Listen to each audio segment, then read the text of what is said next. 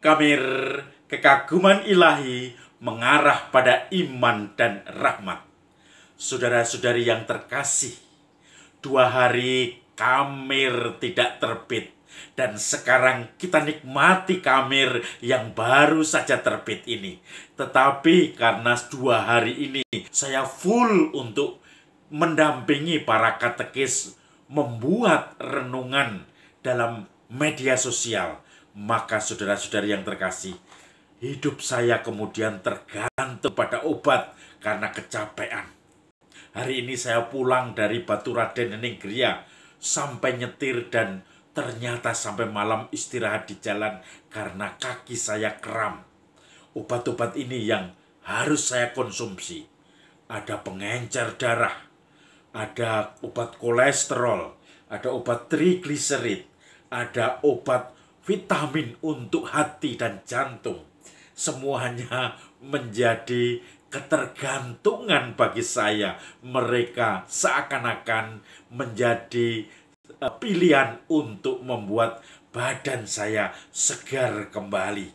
Tetapi jangan lupa saya harus berolahraga. Ini yang kadang saya lakukan atau olahraga seperti itu, biar kaki tidak kram seperti tadi.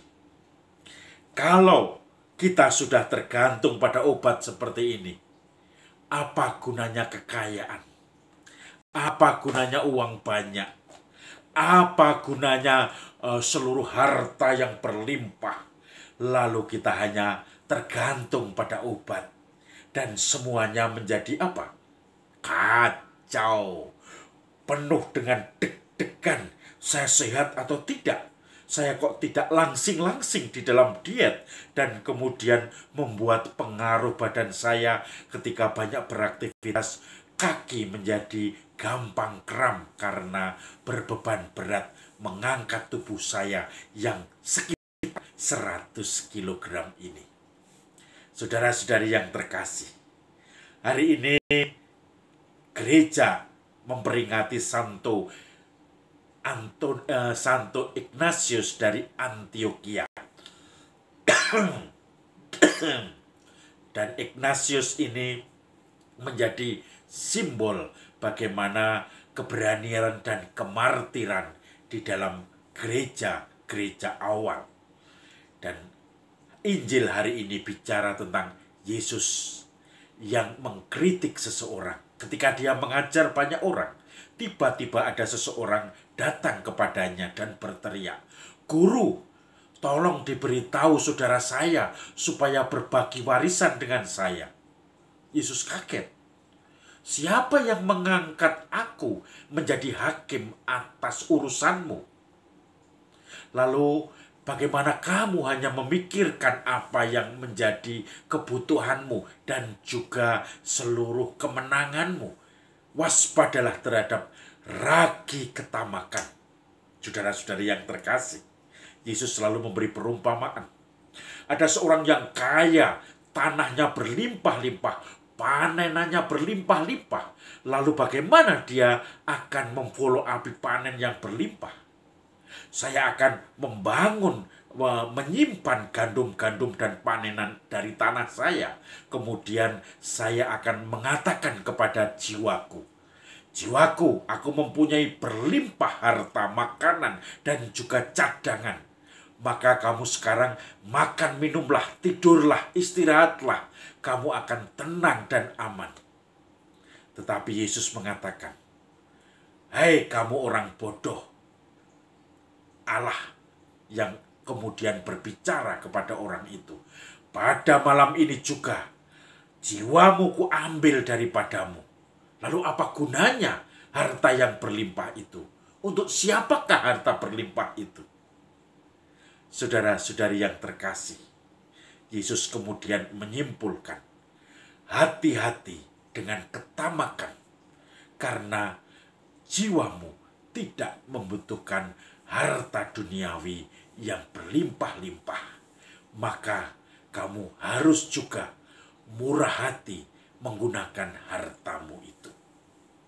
Saudara-saudari yang terkasih, kadang-kadang saya sendiri juga berpikir atau merasakan apa, wah sayang ini ya, mengumpulkan apa-apa saya kumpulkan, jangan-jangan nanti diminta orang lain dan seterusnya.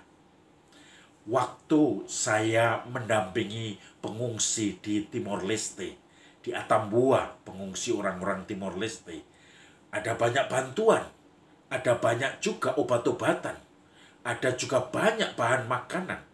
Lalu ketika saya mulai berpikir untuk memberi modal kepada para pengungsi pada waktu itu, kemudian saya berpikir apakah ini tidak membuang-buang uang kalau dibelikan perahu, dibelikan jala untuk modal sebagai, karena pengungsi itu sudah bertahun-tahun atau setahun lebih, artinya dia harus mulai adaptasi dengan sekitarnya.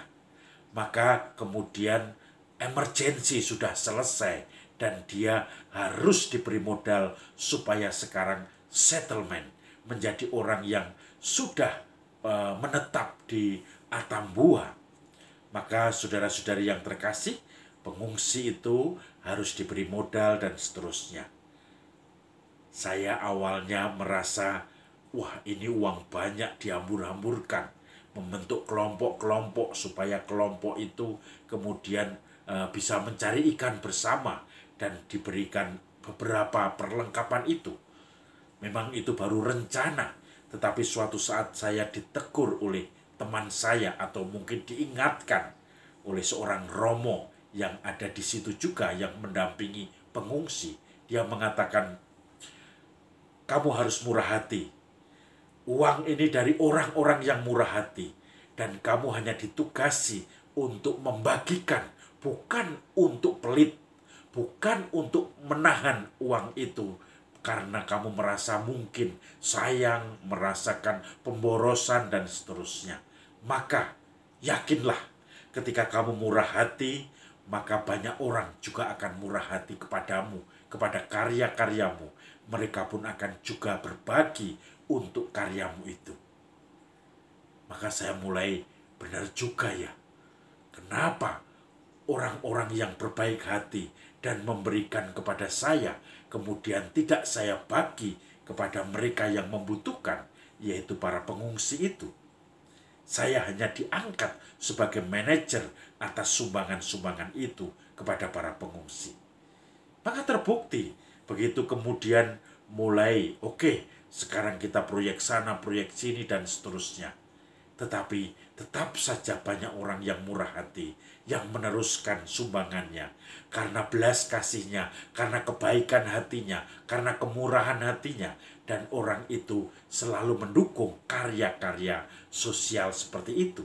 Untuk para pengungsi, untuk mereka yang menjadi korban kekerasan, untuk mereka yang menjadi korban etnis. Selalu banyak orang-orang yang murah hati. Maka saudara-saudari yang terkasih, semoga kita tidak berpikiran bahwa harta kita adalah milik kita yang harus kita pegang. Memang ketika kita dilanggar hak asasi harus kita perjuangkan. Tetapi dengan hati yang paling dalam, dengan kemurahan hati, kita harus menyadari kita sebagai manajer yang diberi oleh Tuhan untuk mengelola itu semua.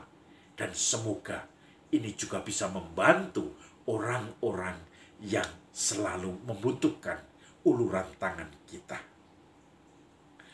Salam Kamir, kekaguman ilahi mengarah pada iman dan rahmat. Saya lupa minum obat malam ini, padahal sudah malam. Maka kemudian saya akan minum obat setelah menutup kamera saya. Oke.